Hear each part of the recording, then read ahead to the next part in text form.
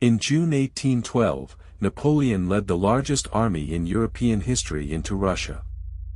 6 months later, 92% of those soldiers were dead. What happened in those 6 months was not just a military disaster, it was a masterclass in how the most powerful man in the world destroyed himself through a single decision. As you consider the enormity of this failure, ask yourself, what drove Napoleon to undertake such a catastrophic campaign, knowing that the Russian winter, which had already begun to set in by October 1812, would be a major obstacle?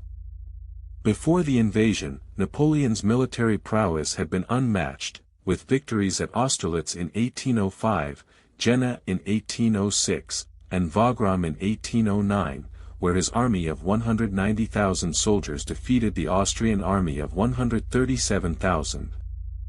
By 1812, Napoleon's empire stretched from Spain to Poland, with 350,000 soldiers stationed in Spain, 100,000 in Germany, and 50,000 in Italy. As you reflect on Napoleon's past successes, consider this: how did his experience fighting in the relatively mild climate of Western Europe prepare him for the harsh Russian winter, which would see temperatures drop to -20 degrees Celsius in December 1812?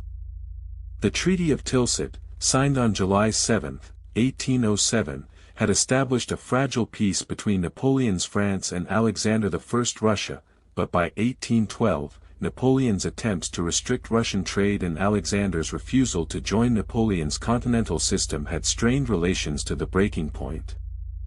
As Napoleon's army marched into Russia, they faced a series of challenges, including the Russian scorched earth strategy, which denied them food and shelter, and the early winter, which set in by October 1812.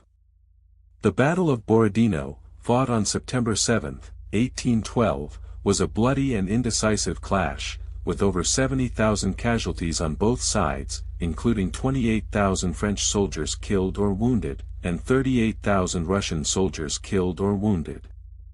The Russian army, led by General Mikhail Kutuzov, employed a tactic of gradual withdrawal, luring Napoleon's army deeper into Russia, further from their supply lines and into the path of the approaching winter.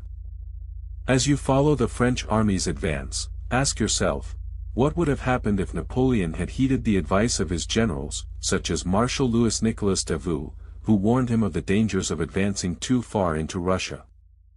The French army's logistical failures, including a lack of adequate food, shelter, and medical care, further exacerbated their situation, with over 100,000 soldiers dying from disease, hunger, and exposure by the end of November 1812.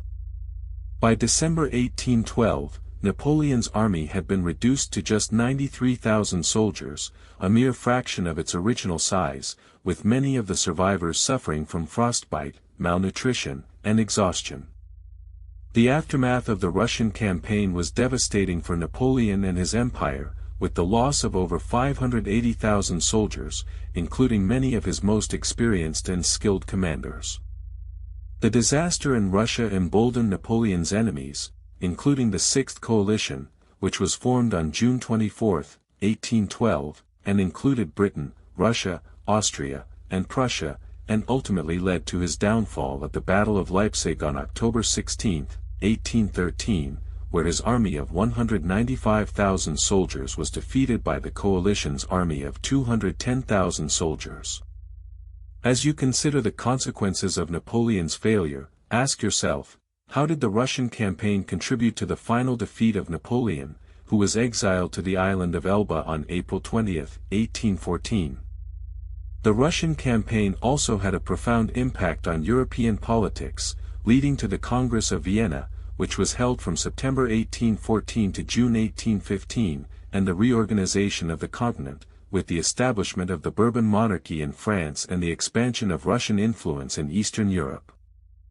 As you reflect on the story of Napoleon's Russian campaign, consider this: what can we learn from the catastrophic consequences of a single, flawed decision, made by a man who had once been hailed as a military genius, but ultimately succumbed to hubris and ambition, leading to the downfall of his empire and the loss of hundreds of thousands of lives?